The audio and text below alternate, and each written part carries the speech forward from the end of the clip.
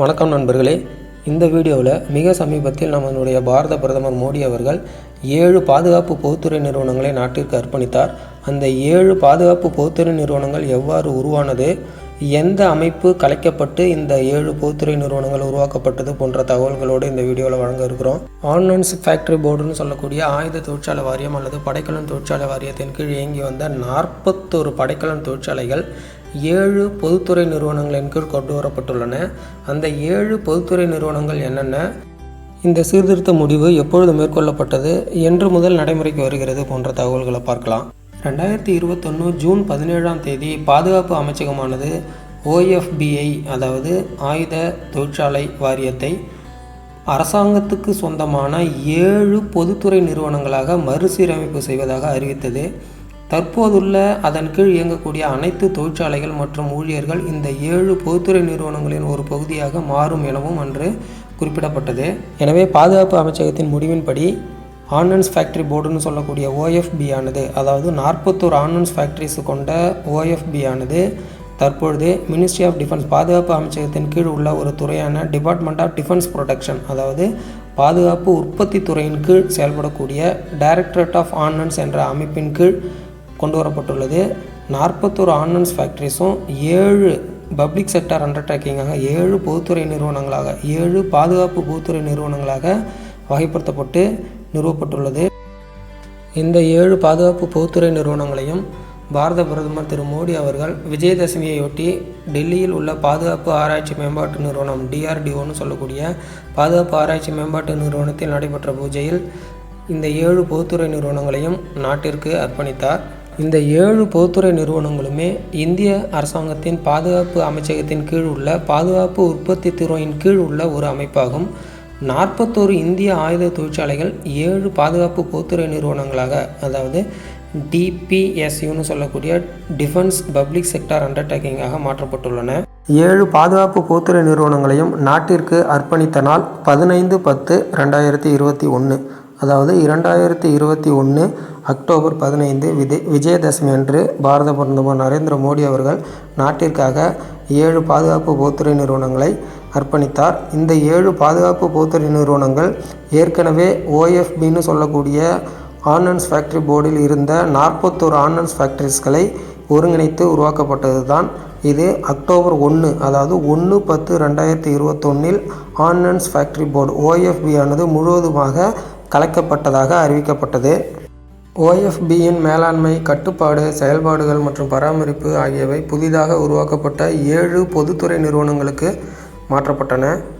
அந்த 7 பொதுத்துறை நிறுவனங்கள் என்னென்ன என்று பார்க்கும்போது, advance weapons and equipment, AWE அப்படின்னு ஷார்ட்டாக சொல்லுவாங்க. Advance weapons and equipment India limited கான்பூரில்.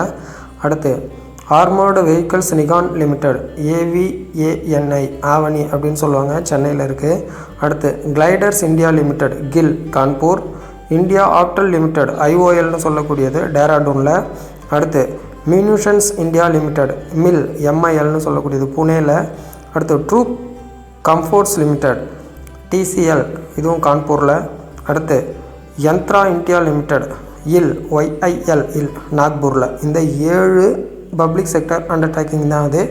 Advanced weapons and equipment India limited, armoured vehicles Nigams limited, gliders India limited, India Optel limited, munition India limited, troop comforts limited, Yantra India limited. இந்த 7 பொதுத்துறை நிறுவனங்களையும் உள்ளடக்கிய இயக்குநரகமான directorate of ஆர்டனன்ஸினுடைய director ஜெனரலாக தற்பொழுது 1/10/2021 முதல் இருப்பவர் ER ஷேக். ER ஷேக் என்பவர் தான் தற்போதைய டைரக்டர் ஜெனரல். அந்த 7 டிஃபென்ஸ் பப்ளிக் செக்டர் அண்டர்டேக்கிங்கோட லோகோவை பார்க்க போகிறீங்க. Munition India limited, armoured vehicles India limited, advanced weapons and equipment India limited, Yantra India limited, India Optel limited, troops comfort limited TCL, gliders India limited. 41 ordnance ஃபேக்ட்ரிஸில் ஒரு 12 ordinance factories பார்த்திங்கன்னா மியூனிஷன் India லிமிடெடின் கீழ் வகைப்படுத்தப்பட்டிருக்கு. அதில் பர்டிகுலராக நம்ம தமிழ்நாட்டில் இருக்கக்கூடிய திருச்சிராப்பள்ளியில் இருக்கக்கூடிய high energy projectile factory HEPF munition India லிமிடெடின் கீழ் உள்ளது. அடுத்ததான் சென்னையில் இருக்கக்கூடிய ஆர்மோர்டு வெஹிக்கிள்ஸ் நிகாம் லிமிடெடின் கீழே 5 ஆர்டினன்ஸ் ஃபேக்ட்ரிஸ் வகைப்படுத்தப்பட்டிருக்கு. அதில் பர்டிகுலராக தமிழ்நாட்டில் இருக்கக்கூடிய Avadi engine factory, Avadi heavy vehicle factory HVF, EFA இது இரண்டும் ஆர்மோர்டு வெஹிக்கிள்ஸ் நிகாம் லிமிடெடின் கீழ் வகைப்படுத்தப்பட்டுள்ளது. மேலும் ஆவடியில் இருக்கக்கூடிய ஆர்டினன்ஸ் கிளாத்திங் ஃபேக்ட்ரி, அதாவது ordnance clothing factory Avadi OCFAV ஃபேக்ட்ரியானது ட்ரூ கம்போர்ட்ஸ் லிமிடெட் நிறுவனத்தின் கீழ் உள்ளது. தமிழ்நாட்டில் இருக்கக்கூடிய இன்னொரு ஆர்டினன்ஸ் ஃபேக்ட்ரியான ஆர்டினன்ஸ் ஃபேக்ட்ரி திருச்சிராப்பள்ளியானது OFDன்னு சொல்லுவாங்க. இந்த OFD ஆனது advanced weapons and equipment India limited பொதுத்துறை நிறுவனத்தின் கீழ் இயங்குகிறது. மீண்டும் நினைவூட்டலுக்காக ஆர்டினன்ஸ் ஃபேக்ட்ரி போர்டுன்னு சொல்லக்கூடிய OFB ஆனது 1/10/2021 முதல் முழுவதுமாக கலைக்கப்பட்டு directorate of ordnance coordination and services என்ற இயக்ககத்தின் கீழ் 7 பொதுத்துறை நிறுவனங்களாக நிர்வாக சீர்திருத்தம் செய்யப்பட்டது. இந்த 7 பொதுத்துறை நிறுவனங்களும் டிபார்ட்மெண்ட் ஆஃப் டிஃபென்ஸ் ப்ரொடக்ஷன்னு சொல்லக்கூடிய DDP என்ற துறையின் கீழ் இயங்கும்.